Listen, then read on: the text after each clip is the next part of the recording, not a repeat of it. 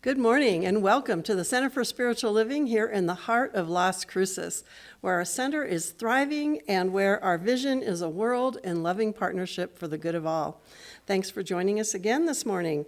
I'm Reverend Bonnie, the community spiritual leader here at the center. And our weekly spiritual circle discussion group continues to be on Wednesday mornings at 11 a.m. We had a wonderful and well-attended annual meeting, loved sharing so much good gossip with you all. The meeting was recorded, so if you missed it, please let us know and we can send you a link so you can listen to it if you would like. Check out our new website. The calendar connects you to information regarding our events and the Zoom invitations. And we have 2 upcoming classes. These classes will be taught by practitioner student Judy Hunt and myself. They are Revealing Wholeness, a course designed to expand your current knowledge of science of mind principles and practices through study of the interrelationship between spirit, mind, and body. And the second class, Mental Equivalence, that focuses on discovering how to measure and expand thinking to create a larger mental image so that one's greatest desires may be demonstrated. Dates, times, Zoom, or in-person information is all available on our website, on the newsletter, or by calling the office. Speaking of our office, don't forget that tomorrow, May 24th, the office will be open with new office hours from 8:30 a.m. till 12:30 noon, Monday through Thursday. And our new office assistant, Lisa Tyler, will begin in her new position. And as we make all things new, we will be reopening for our Sunday celebrations June 13th, wearing masks indoors with outdoor seating options. And our celebration will begin at a new time, 11 o'clock a.m. So come as you are comfortable, even in your Zoom jammies if you prefer. We are so grateful for your continued support in the form of tithes and offerings sent to us here at the center or paid electronically. Part of the good gossip that we shared at the annual meeting is that our tithes and offerings held steady during this last year. And so for this, we are exceedingly grateful. We are slowly beginning to open up for events, fundraisers, and building use. So I know that the balance of our budget is starting to come in as well. And so we are fully believing in that principle of circulation and prosperity. And therefore, we are tithing to a place that we choose each month, 10% of all that comes in through your tithes and offerings and through the events that we have. This month, 10% of all we receive through our tithes and offerings are being tithed to the La Piñon Sexual Assault Recovery Service and Children's Advocacy Center. So thank you again for your generous support. Good morning. I'm Barbara Reesner, your practitioner on duty this beautiful day in May. I was going to say May Day, but that sounded scary, so it's just going to be a beautiful day in May. It's a reminder that our practitioner group is always available to offer affirmative prayers with you over the phone. If you need a number, call the office and one of us will get back to you. And of course, we have that always ready button, the prayer request button on our beautiful new website, which offers an electronic option with which to send us your prayer requests. And our ministers and practitioners are praying with you from our homes on Tuesday afternoons. So let us take a moment now for song, silence, and a prayer.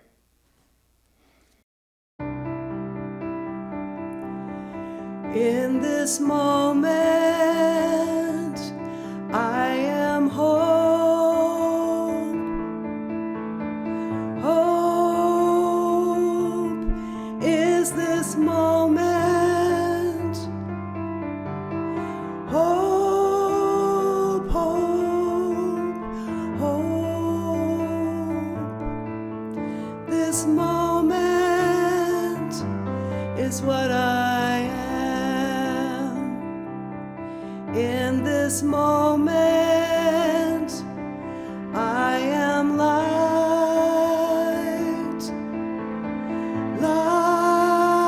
Light is this moment. Light, light, light. This moment is what I am. In this moment, I am still. Still is this moment. Still, still, still. This moment is what I am.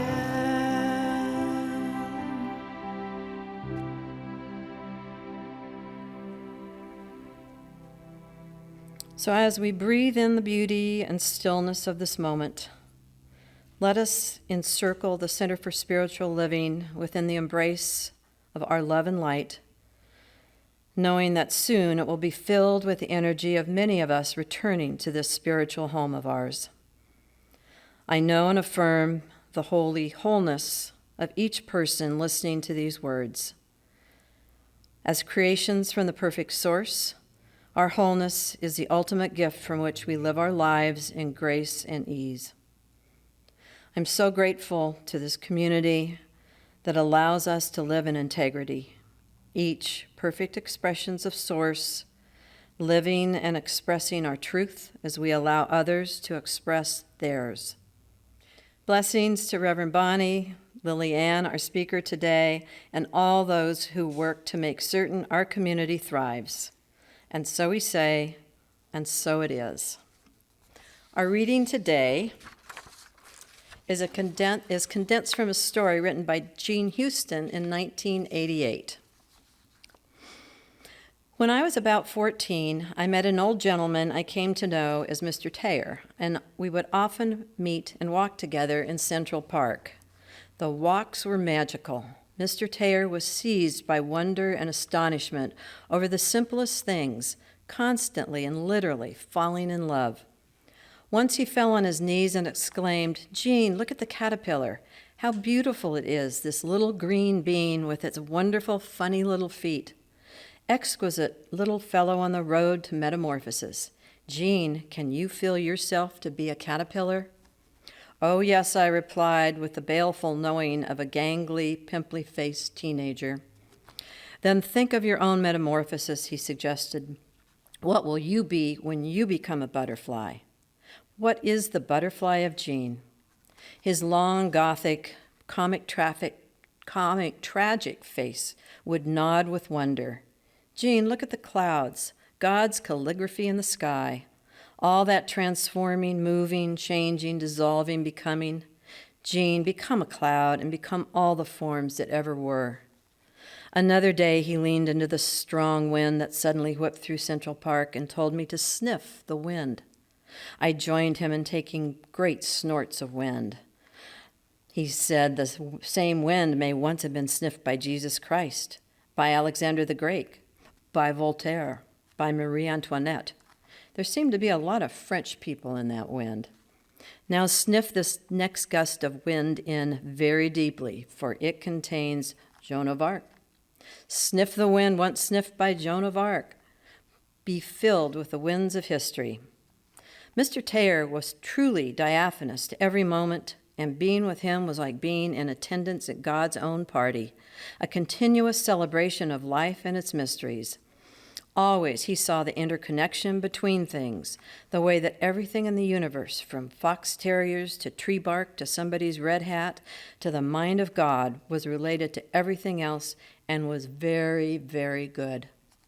Not just engaged by all his senses, he seemed to truly penetrate.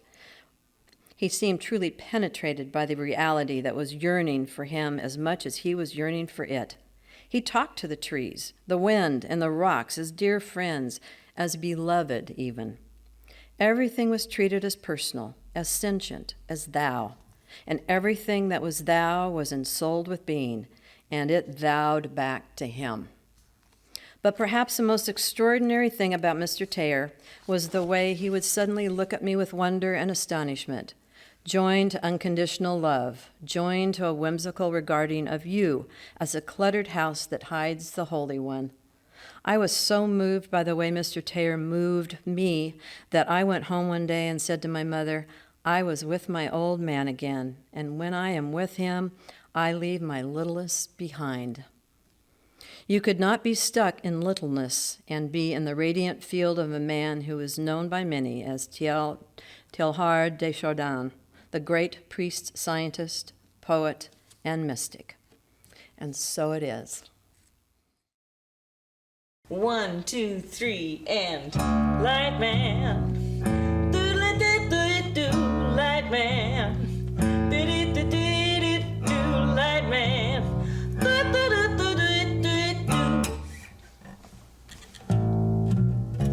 If you're trying to take the light, it's not okay. Better get a move on. You cannot take the light. You gotta find it on your own. You can't have mine because it isn't mine, because we're all sharing with the one. If you're looking for the answer, maybe look toward the sun. Yeah, open up your mind to the concept of the one.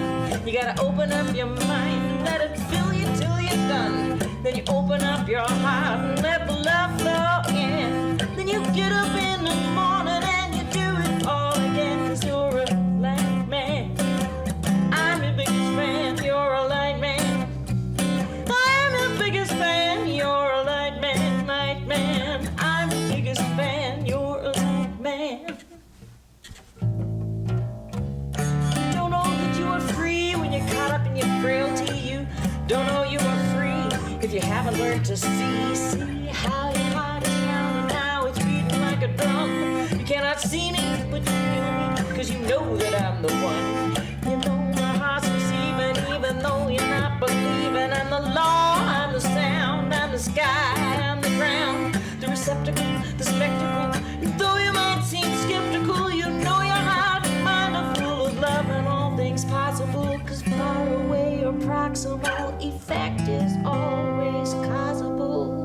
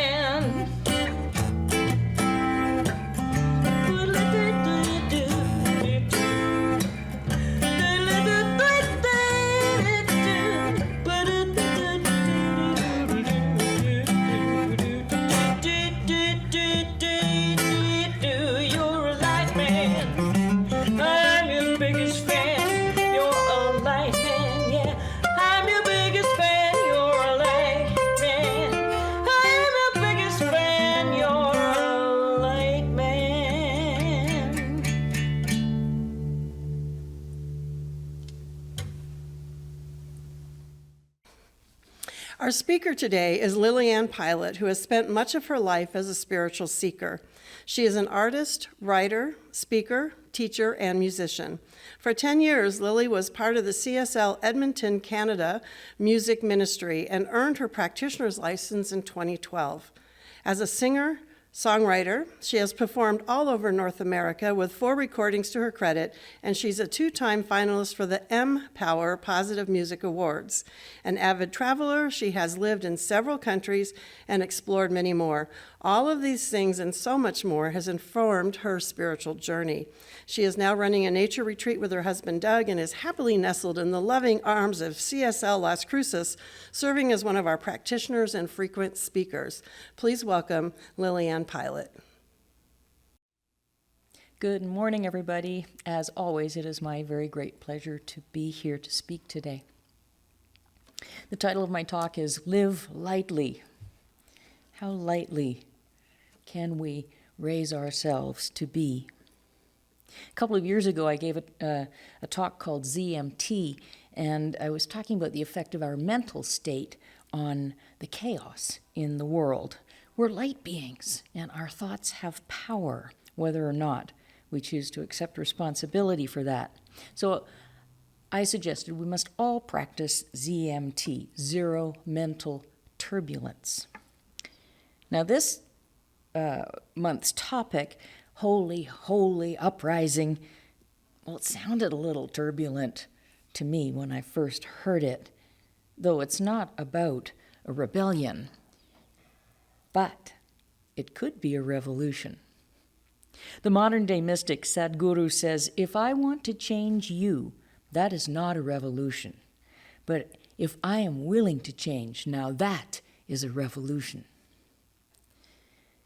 The thing that is the most likely to get me all fired up is someone else behaving in a way that I deem unfair, or saying something that I think is unfair. Why would they do that? Why?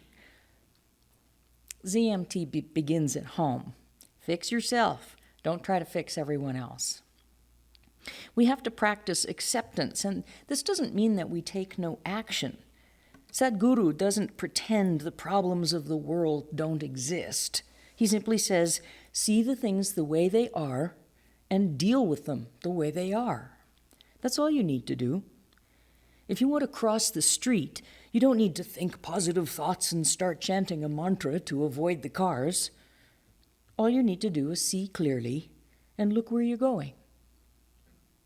He also says, if you want to grow, it's extremely important that you come to the understanding that what I know by experience, I know.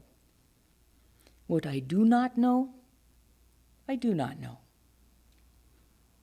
Saying, I don't know, opens the field of all possibility. By refusing to draw a conclusion, you keep your mind open and you give truth a chance to get in. We can pollute a situation with our negative thoughts, and Lord knows I've done it myself, or raise the atmosphere with an elevated awareness. Both of those things are powerful, and both are motivated by our beliefs. The law is relentless and non-specific. It doesn't choose chaos or peace.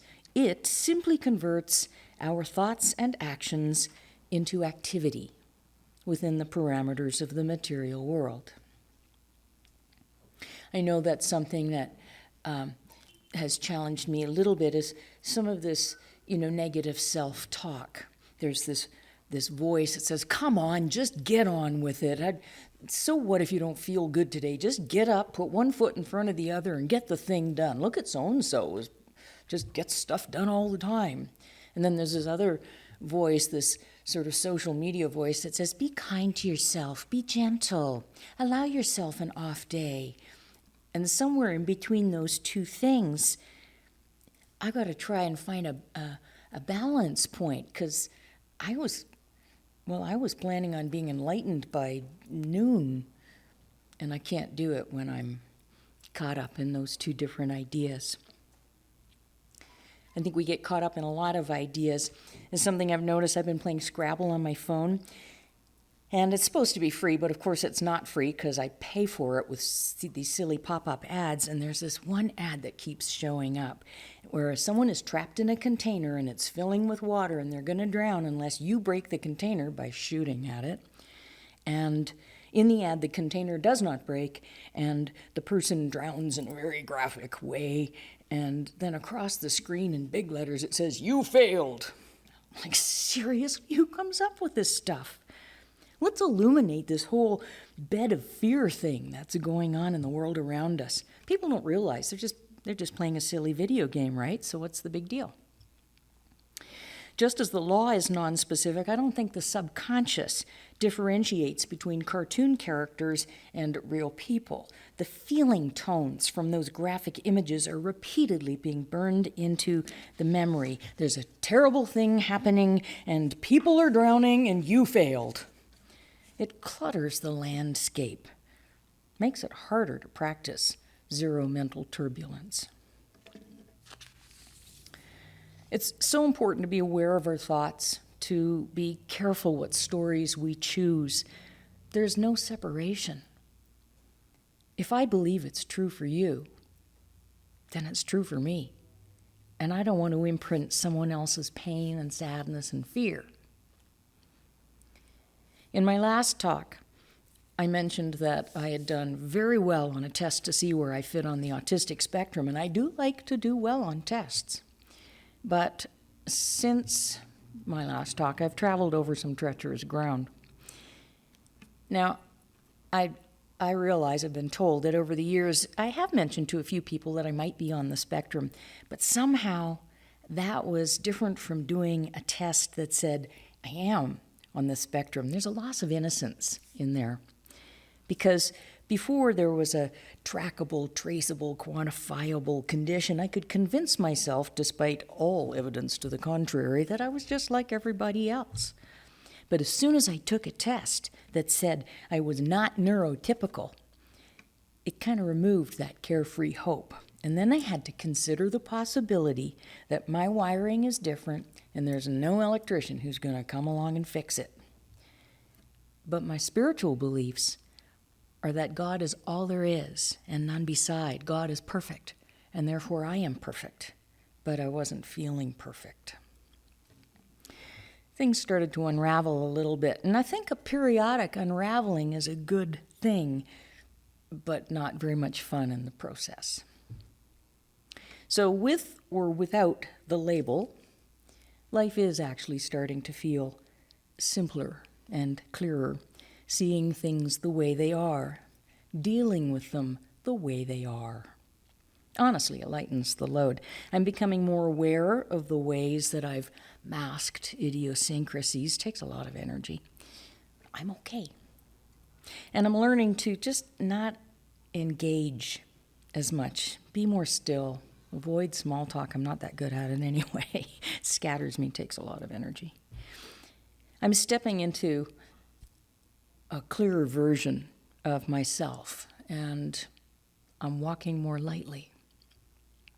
If God is expressing itself in and as and through me, and I am mindful in that state of being, then I can only project the very essence of divine nature. In this place, there is no room for petty grievances and all those things that leave us less than they found us. There's only room for the kind of grace that comes through living as love. You know, I used to think that in order to be truly holy, I had to live some sort of monastic life, no bad habits and super healthy and loving everybody, some sort of perfection that I couldn't even define.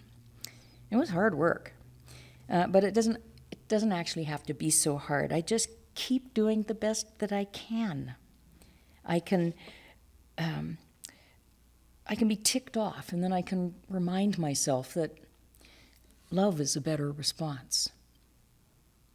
I can be afraid, and then I can remember, oh yeah, love is handling this situation. I can choose how I react to the world. I can choose kindness and service. And when something's uncomfortable, I can ask myself one very important question. What if everything is actually okay? Why would they think that? Why would they do that? How am I going to fix this? What if everything is actually okay? Oh yeah, take a look around the world. Things are very clearly not okay. What if, despite all appearances, everything is okay? If it's raining, you put on a raincoat, but you know the sun is still up there. See things the way they are, deal with them the way they are. That's all you need to do. Makes it much simpler to live lightly and be kind. So, as I was saying, this past month has been a little bit tricky for me, and looking back over my life and examining the dark bits in my tapestry, empowering but not without some sadness. And I've really had to go deep and weave new threads together to fortify my trampoline of experience and know that each thread that I'm adding allows me to bounce just a little bit higher. And in the midst of this introspection, we had some guests at our B&B, and they had an unauthorized party and unpaid guests and made a mess and blah, blah, blah. And, I talked to them, and they got mad and left, and then I was all upstairs with, oh, did I handle this right? What if I misunderstood or whatever? I find it very difficult to bounce on my trampoline when things like that happen. But the very next group that came was awesome, about the same age, but the same number of people. We went for a hike to the top of the mountain, right up to the top to watch the sunset. And then we scrambled and ran and sang all the way down in the dusk. It was just really beautiful. We shared music and stories. We had a lot of fun. And one of them said he could feel the peaceful vibe the second he arrived at the domes. And the feeling of love and friendship that they shared with each other was left behind. And it was palpable and it was beautiful. So I know that a holy uprising comes from within, but I also know that it takes a village to raise a child, and it takes a common culture to build a tribe, and it takes every act of kindness from every one of us to create a holy, holy uprising. And there couldn't be a better time for this consideration. This pandemic has divided the planet in so many ways. And recently I was outside meditating with an old alligator juniper on our land, and I was contemplating what miracle is going to be required to bring this planet back into balance. And I could see it had to begin right here. So I began with correct identification. I declared my alignment with beauty, with love. I declared my knowing that God is, and therefore I am. I stand on holy ground. Love is in action right now, and I am witness to its greatness. I don't know all the details. I don't know how. I only know. And I have to start with my own small steps.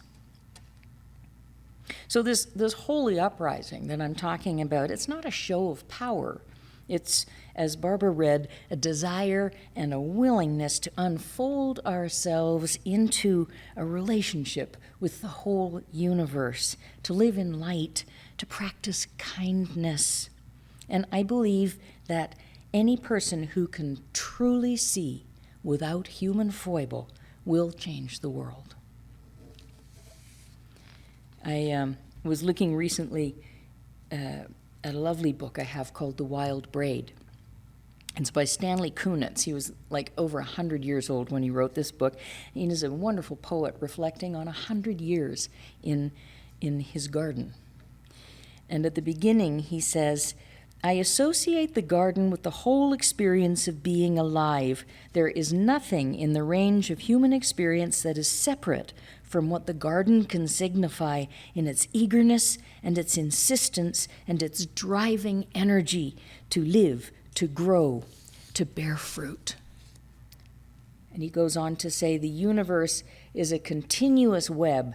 Touch it at any point, and the whole web quivers. I love this. He sees no separation in the value of life. He sees only the web. And every movement, every action results in a vibratory response in another part of the web. And so we have an obligation, don't we, to be the very best version of ourselves, to instigate our own uprising, to not hurt the web.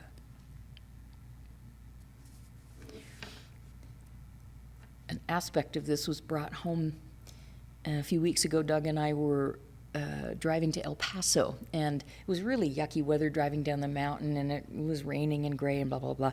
And then we got into the Tularosa Basin, and all of a sudden we broke into sunshine, and it was like this big bubble of light. And behind us was still gray and raining, and in front of us we could see it was gray and raining, but right where we were was this beautiful, brightly lit desert in the morning. And I looked off to the right, and there was this huge, fat rainbow, and it actually was quite close to us, and it looked much wider than usual, and I could see exactly where the end of it came down in the desert. And I thought, if I was standing right in that spot, I would not see the rainbow. I would not be in the right position to catch the refraction of light through the moisture and the particles of water in the air. But anyone driving down the highway would see me standing in a rainbow. And I thought, maybe this is how we miss seeing that we stand on holy ground. A few weeks ago, Reverend Bonnie was talking about grief being a state that we experience, not a condition that needs to be repaired. And I'm reading a book right now called Winter, The Power of Rest and Retreat in Difficult Times. It's by a woman named Catherine May, and thanks to Teresa Valenzuela for turning me onto this author. She's got some great stuff. It's about an autistic woman's journey to find balance in those times that feel the most difficult. And she talks about how we all go through periods of winter where the world seems cold and unfriendly. And she feels that we're taught to avoid talking about our winters, as it'll bring some kind of shame or sense of inadequacy that we're hurting or struggling. And often I think we don't even tell ourselves. We just learn to bury our feelings under the snow and hope that by spring everything will be okay. I was reading a bit of this just a few weeks ago, and I became really aware that it was triggering a lot of feelings for me. There was several journeys going on at once, and I was like, I'm tired, and went to sleep. When I woke up in the morning, there was 6 inches of snow. It was still coming down heavily, and I was like, what the heck? It was summer when I went to sleep, and it just drove that metaphor home. I'd been struggling with realizations about myself, and then this snowstorm dumped on us, and I couldn't go anywhere because of the snow. I just had to hunker down and winter. There are lots of ways to do this. Another form is Vipassana meditation, where in silence for sometimes, a week, 2 weeks, 3 weeks, however long the Vipassana is, we go deep within and we allow ourselves to experience the fullness of ourselves, the good, the bad, and the ugly. Vipassana helps see things as they really are and to recognize the impermanence of all things by paying attention to how our thoughts and sensations are always poking at us, but also always changing. We are able to recognize the freedom in the fact that nothing lasts forever. Just ride it out. See things as they are. Deal with them as they are. And in that freedom, you might find yourself rising up. So how do you winter? How do you care for yourself when you just feel you can't cope? How do you direct yourself back to the practice of rising up? Dr. William Nash speaks in an interesting video that was shared recently about moral injury and collective healing. And he says, there's good evidence to suggest we are hardwired from before birth to try and embody goodness, morality, love, compassion, kindness. We all know that these are the right things. But life brings us to our knees over and over again because we can't always meet our own moral expectations, and nor can anybody else. If we're hardwired for goodness, and this is our expectation of the world around us, then unless we are taught otherwise and given tools, there's a good chance that we will be disappointed from the moment we arrive in this world. The very act of living on this planet requires that we learn to forgive, to let go of expectations, and to show kindness toward the infirmities of being human. Even if the faith required to do that has been silently picked on all of our lives, we have to respond with awareness, to experience our own winters and to find those seeds of goodness and replant them and help them grow.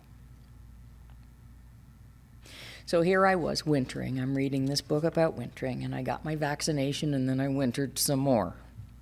It kicked my butt. I had long hot baths. I shamelessly scrolled through social media. I read and watched movies, and I finally saw my octopus teacher. I don't know if you've seen that or not. People have been telling me to watch it for ages. It's a wonderful documentary about a filmmaker who forges a very unlikely friendship with an octopus. And every day for months, he goes into this kelp forest and visits her den and eventually wins her trust. And the footage of this underwater forest with these undulating kelp trees and, oh, it's just astonishing. You have to see it. But as the octopus accepted him, he learned more about the interaction of life. She let him into her life to see how she lived it under the water. And in a very real way, it opened his heart to the world around him. And as I watched this, I realized something else about wintering. Eventually, the octopus reached the end of her life, they do, and I was sad, and I cried. And it opened my heart. I found that it touched that compassionate point within that opened my heart to reach out, and I became more aware of what I was seeing in the documentary. Felt like I was in that water swimming with him, and then I became more aware of just the room around me, because I'd been kind of holed up wintering, and then I floated on out the window, and I became more aware of what was out there. It was very expansive. It was the power of rest and retreat in difficult times. Go within, and there you will find the strength to go without. We are the thing itself, in and as and through us. There is no spot that God is not. And so we are by definition holy, holy. We don't have to scrabble so hard to get there. Our desire to grow is inherent, just like the plants in Stanley's garden. All we have to do is know who and whose we are, and accept that sometimes we will winter in order to grow in spring. It's cyclical, it's ongoing, and it's deeply beautiful.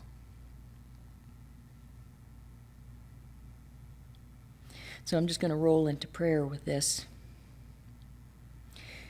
I know there is a master gardener, and I am an apprentice.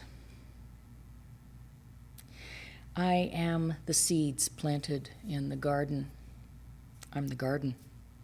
I'm the water. I am everything that I choose to grow. And I choose to grow ideas that are fruitful.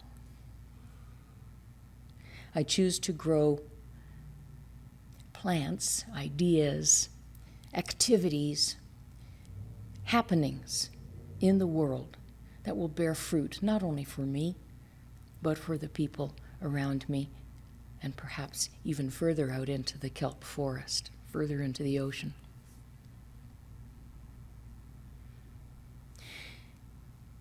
We have to stop meeting like this, in clandestine appointments beneath the boughs, darting from tree to tree and pressed against the rough gray bark, blending with the shadows. Tiny moments between crystal winter and velvet spring, hidden in the heart. We have to stop meeting like that. Winding our ways through the valley below in burnt umber, bracken, and garish faces of stone, let us declare our buoyancy from here to eternity. All eyes on the mountaintops. We have to stop meeting like this. Go lightly now. Race up the shimmering slopes. Arms open wide. Sing in the light. Dance your devotion. We have to stop pretending there's any other way and start living in lightness and in love. So meet me where the verdant mountain meets the pale blue sky, because that's where I'll be dancing and living lightly. This is my intention. This is my plan. And as I express these ideas and share these words and declare these words, I know that they are released into the great plasticine nature of the universe and shall be returned as the law. And so it is.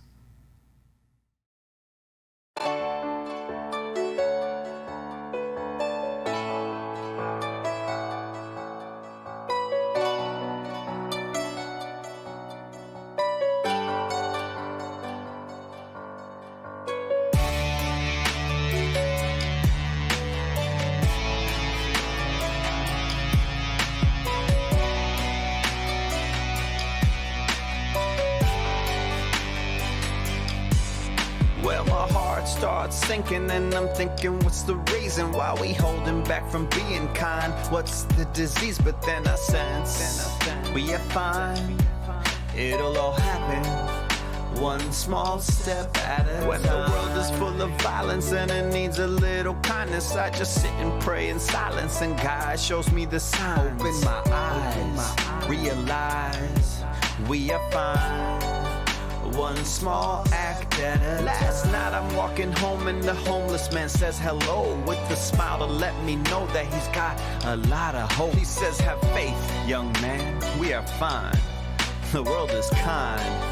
One small act at a time. Small acts we do together, even though maybe alone, changes the world for the better so we can call it home. And this is life as we know, when our hearts are aligned, the magic that unfolds one small act at a time. Throw your hearts up, let it fly high, let your love for all the world spread through the skies. Let it drop down, let it all go, spreading kindness to every single living soul. Can you see a love from me shining through? Cause what you see in me, I can see in you. And soon enough, you and me will be out of time, and kindness will be all we can leave behind. Yeah, feeling grateful today. Never thought this day would come where I would feel it and say that each and every one of us has paved the way doing good, and now we're all just moving up. When I'm kind to you, you pay it forward. This is how we build trust. Never had faith, but now I'm seeing you eye to eye. Wanna gift you my life, wanna spread love before I die. Thank you, God, for finally letting me realize when I serve man, I'm really serving you in disguise. Smiles everywhere, cause now everybody's got the bug. Ain't no life without the love. If it is, it ain't no fun. What we gonna do now? Just grab a friend and give a hug. Spread it out real wide so everyone can be touched. Throw your hearts up, let it fly high, let your love for all the world spread through the skies. Let it drop down, let it all go, spreading kindness to every single living soul. Can you see a love from me shining through? Cause what you see in me, I can see in you. And soon enough, you and me will be out of time, and kindness will be all we can leave behind.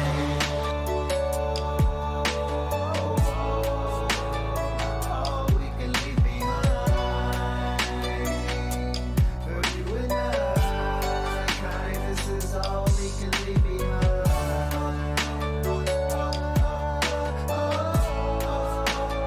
All we can leave behind. For you and I, kindness is all we can leave behind.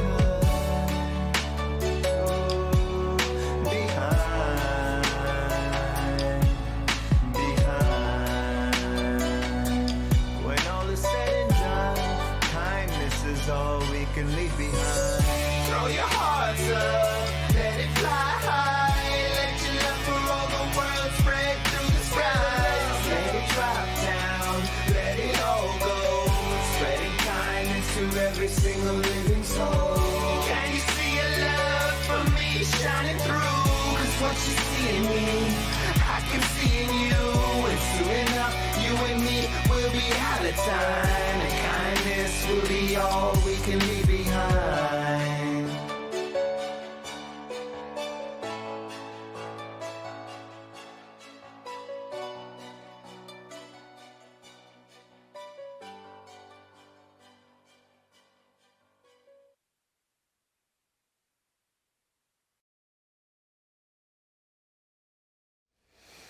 Thank you for the fabulous music today as well. And thank you for joining us. And only a few more services over YouTube only. And then we will be back in person as of June 13th at our new time, 11 a.m. So until then and beyond then, stay safe and see you soon. Love you all. Thank you.